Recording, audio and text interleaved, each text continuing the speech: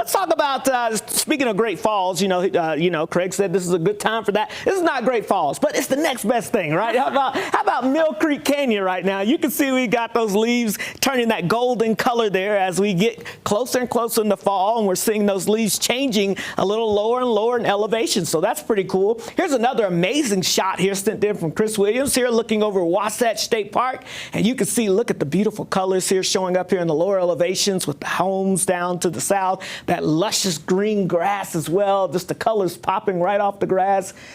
Such a nice season out there right now. And look at these temperatures, not bad at all. 70 today in Salt Lake City, 67 in Logan, 68 in Provo and Delta. We had 70 in Milford, 62 in Price, 63 in Moab. Got up to 75 degrees today in St. George, which is pretty nice. Now outside the ABC4 studios this evening, you can see our colonial flag there showing us a little bit of a breeze showing up out there. Look at that temperature down to 59, but that's still pretty comfortable for this time of the year. It's 50 in Provo, 49 in Logan and Vernal. We've got 50 in Moab, 44 degrees currently in Blanding. We've got 55 in Milford and 64 degrees currently in St. George. These numbers are a few degrees warmer pretty much in most places than where they were last night at this time. So that lets us know we'll be about where we were last night, if not a degree or two warmer.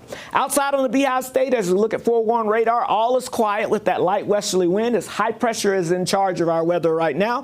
We do have a disturbance here. This is the same storm system that brought us all the cooler weather, this wintry weather in the mountains last week. It's now situated over the plain states, producing a little severe weather tonight. But for us, we're going to turn our attentions to the north and west. We've got this weak little trough that's going to move across the northern half of the state tomorrow. That'll bring us a few high clouds. That low pressure off to the north and west will bring us some more significant change with our temperatures across the northern half of the state. But sadly, not much in the way of precipitation. So here comes that first little system coming through tomorrow. Again, you'll see a few high clouds from I-80 and points to the north. That's pretty much all that's going to do. And then that second system kind of comes by and clips us to the north. You can see it here showing up here at about Wednesday evening, Wednesday night and Thursday it comes through, but notice most of the precipitation stays to our north, so it's just going to bring us a wind shift and that cooler air down to the south. As far as rainfall totals, though, you can see the models try to hint at a little bit of activity around Cache Valley down into the Uintas, but again, most of us will stay dry. We'll throw in a slight chance of a shower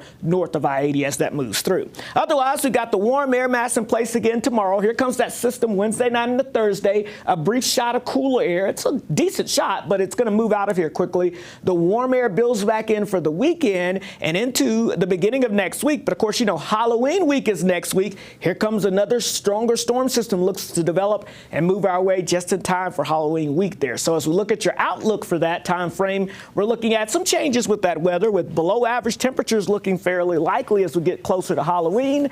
And look at the precipitation chances. It's looking a little wetter than average. Now, a little too early for the trick-or-treat forecast, but that kind of gives you an idea that things are going to be a little more active as we get closer to Halloween. So keep that in mind with the costumes. But St. George, 80s for the rest of this week with sunshine. Not too bad until that system approaches on Monday. The Wasatch Front is a little up and down. 70s, then down to 60, then back up to the 70s this weekend with sunshine. And then there you see Monday, that next decent chance of that weather maker moving in. We're all over the place. Yeah. That's why you got to keep an eye on those maps because they change constantly.